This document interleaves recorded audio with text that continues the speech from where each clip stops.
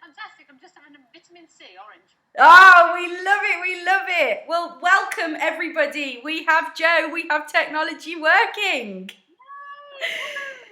Joe, it's an absolute pleasure to have you here today to interview you for my Motivational Monday series.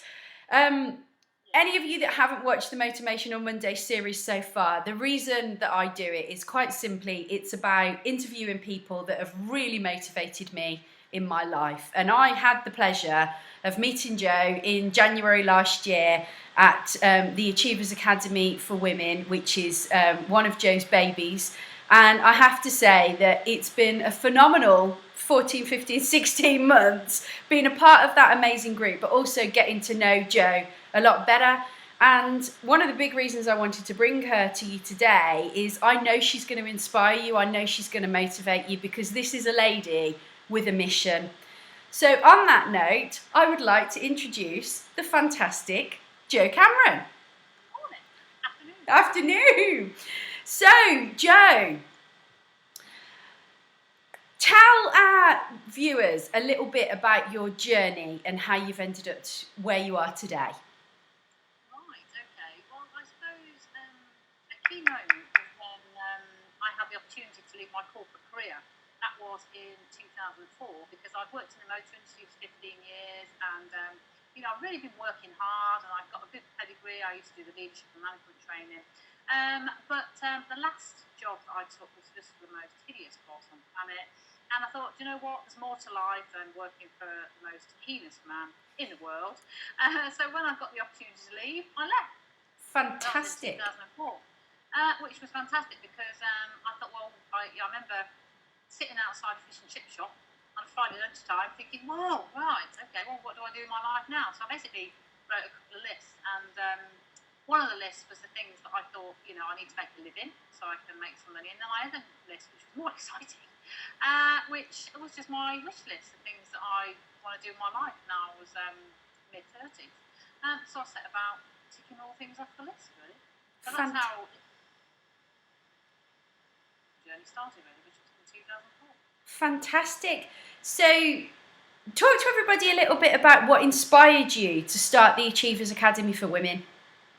Well, the inspiration came for the Academy just over 2 years ago because, as I said, I've been running my own business since 2004. What I've been doing networking meetings, and I just wasn't really finding anything that was very exciting, to be honest. They were all just really dull, and I thought this just doesn't seem, particularly for women,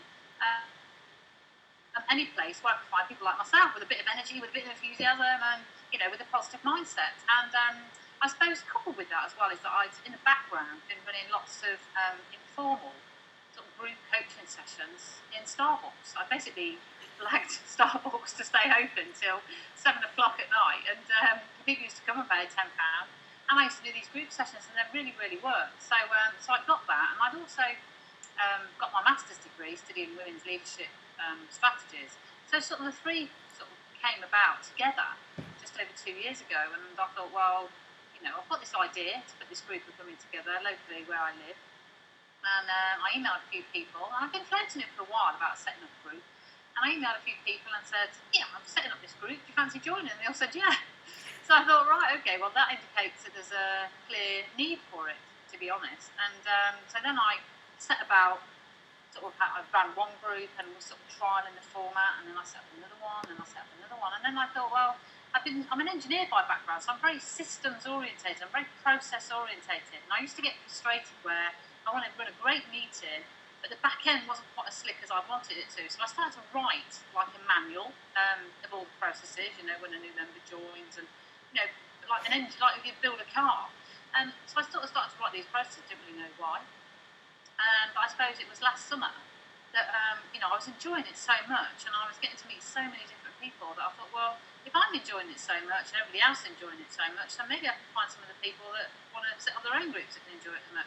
Started again to collect that idea, and then lots of existing members put their hands up and said they want to run a group.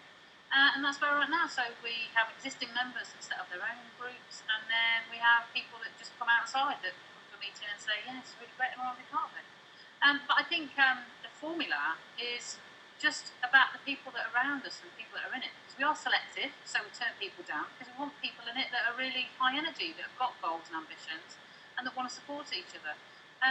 So we're selective, which is the reason why it is successful and will continue to be successful. Yeah, and you know what? I can totally sort of back that up because, like you say, as you know, I'd been to a few other women's networking groups before I came to AAW. And one of the things that I was really struck by was that it is serious business women. It is women that are charging forward on their journeys, that are really looking for this exponential growth. And I can say that, you know, I've grown in a way that I don't think I would have done had I not been part of the group. And as you say as well, it's the phenomenal support network that you've got within the group, because there's some amazing ladies. And I think what makes it more interesting is the fact that it's very diverse. You know, what all the members do, we all come from very diverse backgrounds. And I think because of that, we all add so much value to each other with those meetings, because it's such a different angle that everybody comes from. Yeah, that's right. Yeah, and deliberately so. You know, yeah. I'm doing a lot as I'm growing. It's really important that we're very clear on our messaging. So the group names will change from groups to circles, because they're basically leadership circles. Yeah. Where women come together and share their expertise. That's what it is. You know, we're leaders, we're going places, but it's about that sharing expertise that makes it really critical. But I think it's also the 45 minutes that are ran by a group leader. That has a set topic, a set format, and a training standard that gets the best out of it. Because I've sat in a room with experts before, but if you've got an ego, or you don't want to share, or you don't want to be open, then it's not going to work. And having trained as a life coach and done all that stuff, I know a few things about people, and I know that given the opportunity, we will all take the easy route. So you need to have people behind you going, what happened to that goal or ambition that you said you were going to do? Because your pride won't let you fail. Yeah. So people will generally take the easy route, and will generally, not bother. And I think that's the great thing about the people in the academy, is that everybody's spurring each other on. So that's why the mutual commitments, the takeaways that we take away each month. When you come back, so we go, well, what have you been doing about that? So there's no argument about it. No. In a nice way, but it keeps you spurred on. And somebody said to me the other day, they said, I basically said, I don't know where I would be without AAW, because basically when I was running 3 or 4 meetings, I was basically off the ceiling. I was like, Joe, you're always like that. No, but can you imagine me doing 4 meetings a week? I was I was completely off the wall. So I think it's just about identifying the people that are going to really get a good benefit from it, the people that can give, and then being selective about it. We don't want any doomers. We don't want them anywhere near us. No, and you know what? I think the big testament to you as well is the fact that all the groups that have sort of appeared over the last few months, and all the new groups, are all run by existing AAW members, which says a huge amount about what the group actually does. And as I say, I love most of all what you've just hit on, and that's the accountability, and that's the fact that if I sit there in a meeting and say, right guys, this is going to happen, I know that every woman around that table is going to be saying to me at the next meeting, Claire, what's happened with that then? That's right. And there'll be your somebody described us as cheerleaders. You've got your own best cheerleaders. Yeah. And so you get people that will cheer you on when you need it. You get people that give you a shove when you need it as well, because there's lots of members that are a bit hanging back and a bit frightened. No, you're not. Just you can do it. You can do it. And I think that's the psychology, and that's the subliminal messages. Is you can do it. You can do it. Well, it is, and it's your saying that you always say, which is feel the fear and do it anyway. I've got that up on my wall in my office now, for the reason that when you shared it, that it was about that, and I think that like you say, the great thing is we're all very much like-minded, and we give each other that confidence. We give each other that energy, and more than anything, the belief that actually you can go out there and do it, and you've got all these amazing women next to you helping you to make sure that it happens. So, Joe, tell me, what's the thing in your life that you've done that you're most proud of? Oh, I'm proud of lots of things. Okay. In a nice way. Yeah.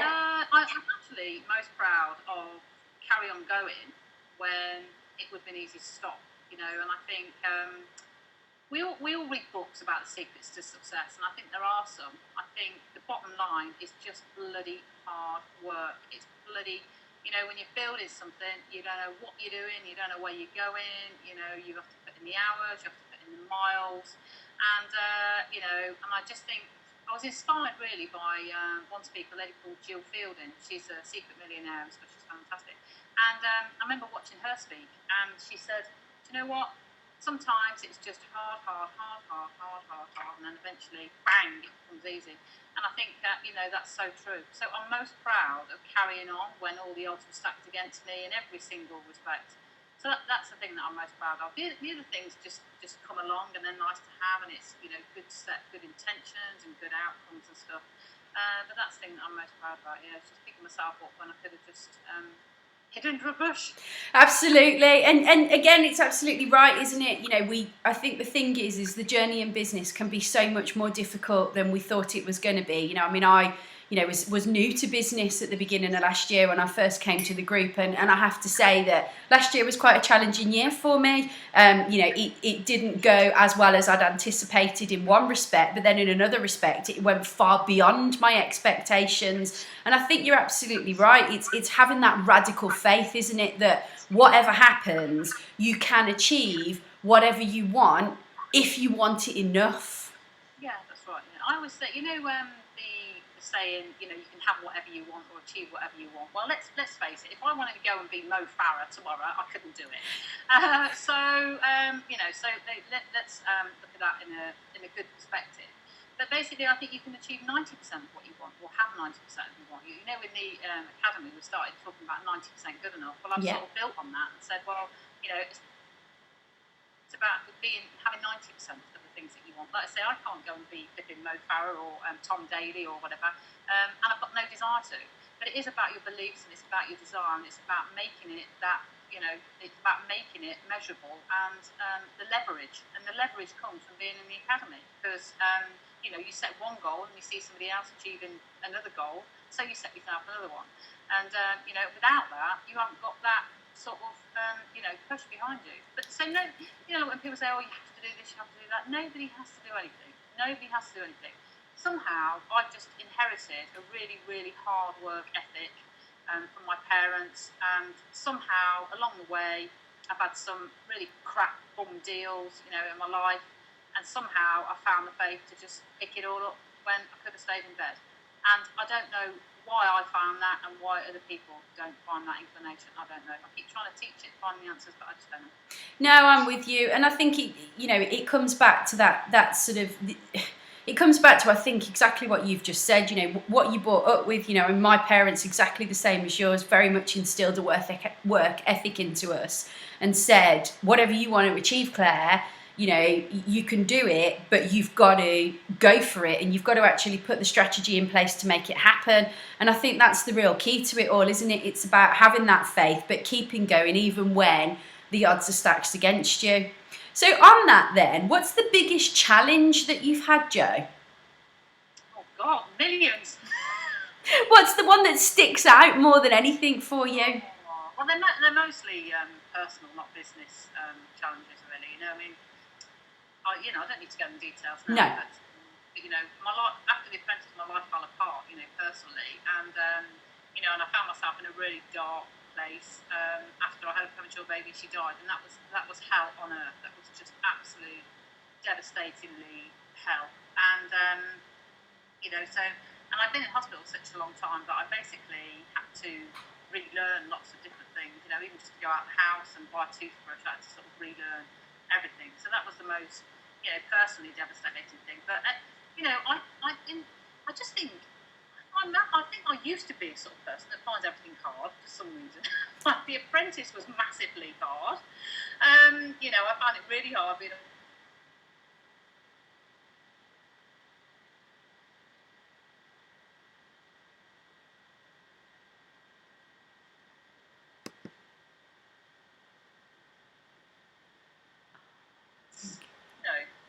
they're not things that you're used to doing, and I'm really doing a lot of research and reading at the moment on habits and how we make things become habit, therefore they become easy. So some of the things that I used to find really difficult, I find really easy now because I've got better habits.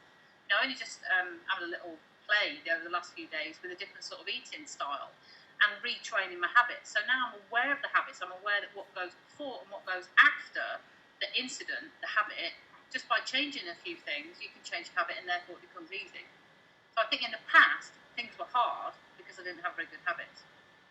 Well, not as in bad habits like smoking, but I mean well-trained habits. Yeah, and again, I know exactly what you're talking about there, because it's about having those daily activities that you do every single day, isn't it? And actually conditioning yourself into, sort of getting them done. I mean, I know that I get up and I put my gym kit straight on, I come down, I start my yoga, I do my exercise, I journal, I meditate, I set myself up for the day with all of those things so that I know that I can be the best Claire that I can be for the day. But it took a while to get into that habit, as you say, of actually conditioning myself that as soon as I get up I put my gym stuff on and I do these things first. And I think it's that is how you create the success, I believe, is by compounding those habits and compounding these things every single day that actually help you to achieve the things that are really important to you. Because we can all make excuses as to why they don't happen and why they won't happen. But the reality is that, we can all give ourselves, as I say, kind of the story as to why it didn't happen, or we can give ourselves a really good reason as to why it will. That's right. That's right. The engine's up here in our brains, when I think about hard work, my hard work used to go on below my chin. The hard work, the leg work, the running about. The hard work now happens up here, which is not so hard. Yeah.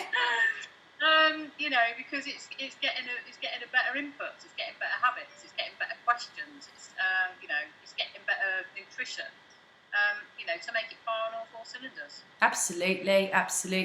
So on The Apprentice then, talk to us about The Apprentice. What drove Joe to go for that? The honest answer was a friend of mine. After I left the motor industry, I went on a life coaching course. So I was like full of the joys of spring about everything. Like anything's possible. We can do anything. We jump off the building and all that. And so I was really high on life. And I told you I would just set up on my own as a I was doing like self-employed consultancy and stuff. Yeah. And it was my oldest friend that said I was around at her house by night. She said, "Do you know what, Joe? You should do that apprentice thing." And I was like, "Oh yeah, you're right. Yeah, you're right." I didn't have a first idea what it was. I'd vaguely got a recollection of it being a telly show.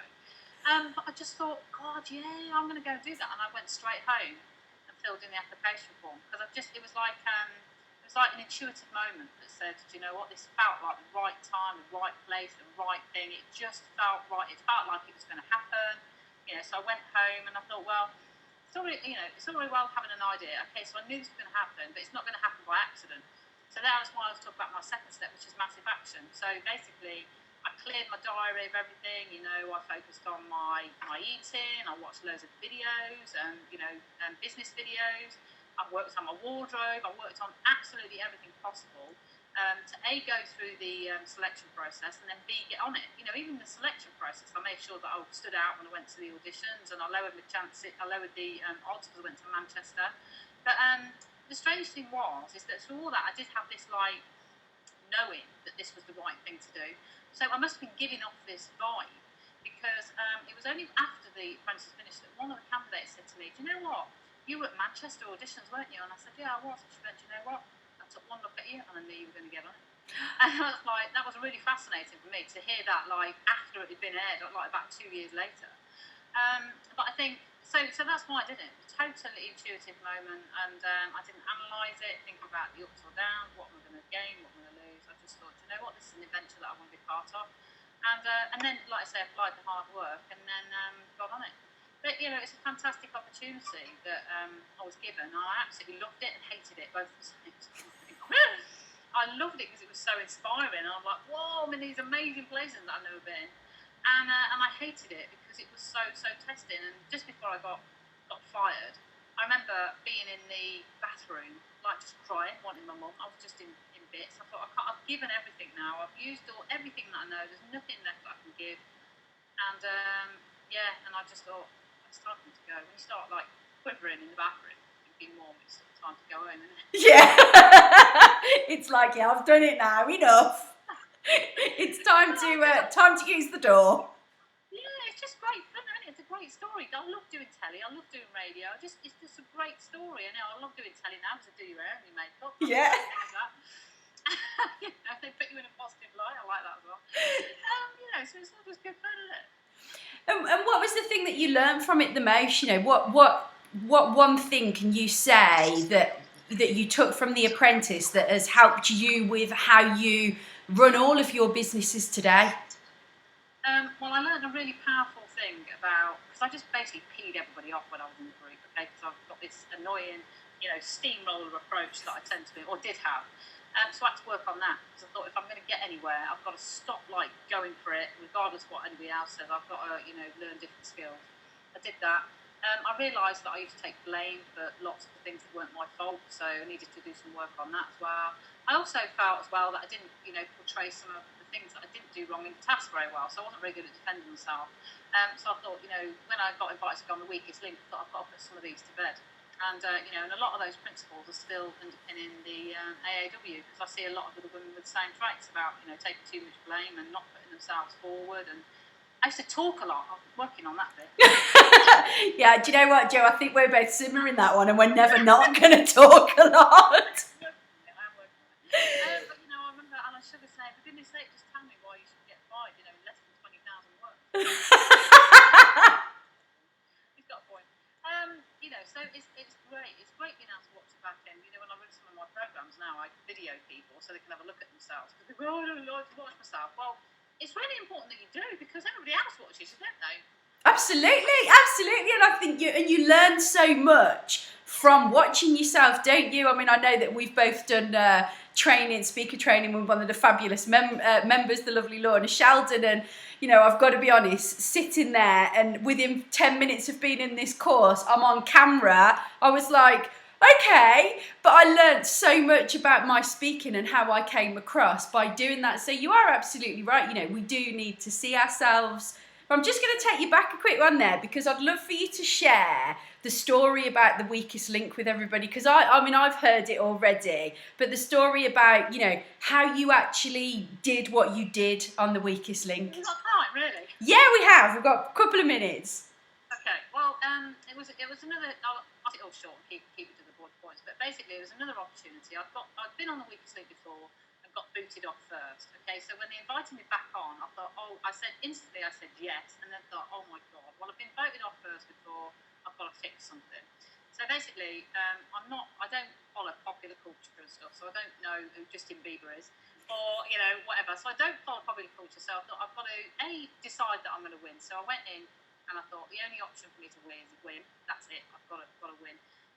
Which is what I talk about, having an outcome in mind first. So I've got to win. B, I've got to do my massive action. So I basically did absolutely everything humanly possible. I always ask myself the question, what else? So I read the weakest link question book. I've got the DVD. You know, I was practicing my banking. I used to get my dad, you know, go through these blooming questions. I researched capital cities, currencies, and all these sort of things. I used to go around the block saying, I'm the strongest link, and visualising myself, you know, on the interview. Absolutely everything. Because what I'm doing is just raising my belief that I can win. Because every time I'd answer a question right, the question book was like 10,000 questions or something. Every time I got a question right, I'm raising my belief. So that's what I did basically, is raise my belief. And then I took forward a lot of the lessons from The Apprentice. Like my friend had said to me, you know, if you want to win on The Apprentice, just lie low, which I didn't do. But on the weakest link, I thought I will, and I did, and nobody knew I was there. So as I kept going through the rounds, nobody voted me at all, because even when I got the questions wrong, I had a strategy. I did the massive action. The strategy was to not get drawn into arguments, man. I wasn't there for ego. I was there to raise money for my charity, which I'm patron of. So I ignored everybody's comments. I didn't really get many questions wrong. When I did, I was really quiet. And then I got down to the final two. And the final story is just really quite strange, because in my preparation I'd been learning my capital cities, as I said, and I kept saying to everybody, I bet you don't know what the capital city of Australia is, do they? And they go, go Sydney, and I go, no, it's not, it's Canberra. So I'd go around just having this jokey thing with everybody, Well, anyway, the last question came about, and I swear to God, it's online, the little clip of me winning, but the final question was, the capital city of Australia is Canberra. Which state does it border? And I was like, well, I don't know, New South Wales? And they were like, yeah, you're right. It's like, oh my God. My parents were like, oh my God, I've won it. Oh my God. I just think it's a funny story, because what I suppose the message in that is that it's all about narrowing the odds down, isn't it? Because, Absolutely. You'll talk to some people and go, well, that was a universe at work. It may well be. But a lot of people don't believe that, or don't know what you're on about. So it's just narrowing down the odds, because somewhere I'd been going through my capital cities, and somewhere in my subconscious I must have discovered that it was in New South Wales. So it's about narrowing the odds down, isn't it? Yeah. But it was funny, because when we went into the green room afterwards, we were ordering some champagne. Julian, my partner, who was like been on it all afternoon, it got my bag with my questions in, the book with all the questions in, and you got it out, you go, hey, like this, and the other apprentices went, oh, she cheated. I'm like, do you know what? I didn't, because that's the biggest massive preparation I could have done, was reading this 10,000 book, and I thought, you know what? That's why I'm winning, and you didn't. Yeah, exactly. And that's the attitude. But I suppose the key principles of that is, firstly, decide what your outcome is. So I decided that I was going to win.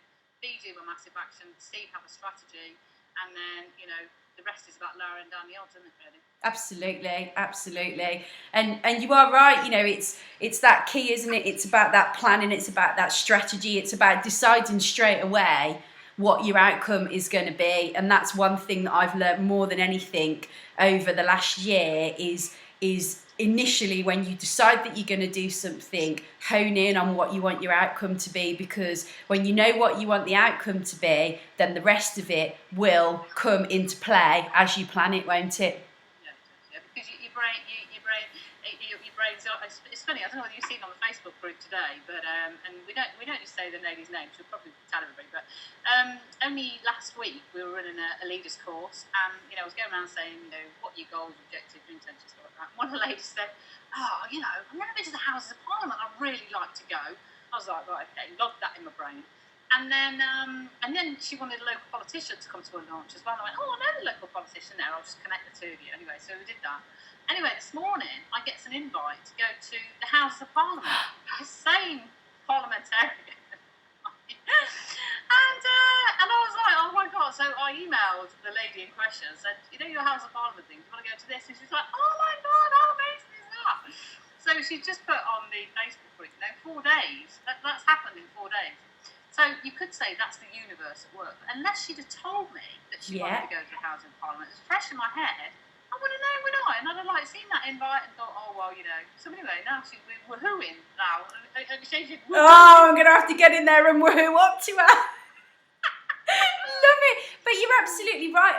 And that is the thing, isn't it? It's about setting that outcome in your mind, setting that intention of what you actually want. I write down what my goals are every day for my overarching goals for the year. I write them out every single morning because I'm ingraining them into my subconscious. So it knows, as well as my focus continually, it knows what I want. And like you say, you have got to determine what you want the outcome to be and be very clear about it and visualize it, because by doing that you can make it reality. And like you say, whether that's the universe at play or not, I believe that it is, because it's you putting the intention out there to say, these are the people that I want to come to me and this is what I want to happen. And I know that in the time that I've done that, all of a sudden the people that I want around me are there. So it's. I think that's the key, isn't it? Well, Jo, it's been an absolute pleasure to interview you. I've got a couple of final little quick fun things to do before we finish off. So, if you were a cartoon character, who would you be? I would be Tigger. I love it. Yes, perfect. Okay, green olives or black olives? Oh, black. Yeah. Oh yeah, lady after my own heart. George Clooney or Brad Pitt? I don't know. Who are they? Yes, that probably wasn't a great one to ask you, was it? I don't mind Julian. Oh, yeah, lovely. Sunshine or rain? Oh, sunshine. Yeah. Night or day? Yeah, mornings. Oh, yeah, I'm with you on that one. Love the morning. And then the final one, which is a bit of an ode to the old Chris Moyle show, because I used to be a real big fan, and I decided I was going to revive one of the things that they did, which was completely stupid. And that was a horse-sized duck or a duck-sized horse. What is it? A horse-sized what? A horse-sized duck or a duck-sized horse. Yeah, second one. Yeah, duck-sized horse. Love it. That was too bit big for my liking. Yeah, could be potentially quite dangerous as well. But anyway, Jo, thank you so much. And to everybody that's been watching us and everybody that's going to watch this later, I hope you get as motivated by Jo as I have, because this is one phenomenal lady. And if you are a lady out there that's serious about your business and taking it to great heights, I would strongly recommend that you check out the Achievers Academy for Women and come and join us at one of the meetings, because we really are a phenomenal group of women and we are about helping each other, moving forward and empowering each other. So Jo, thank you so much, and I will see you on Thursday at the members group. Indeed. See you later. Bye Jo, bye-bye.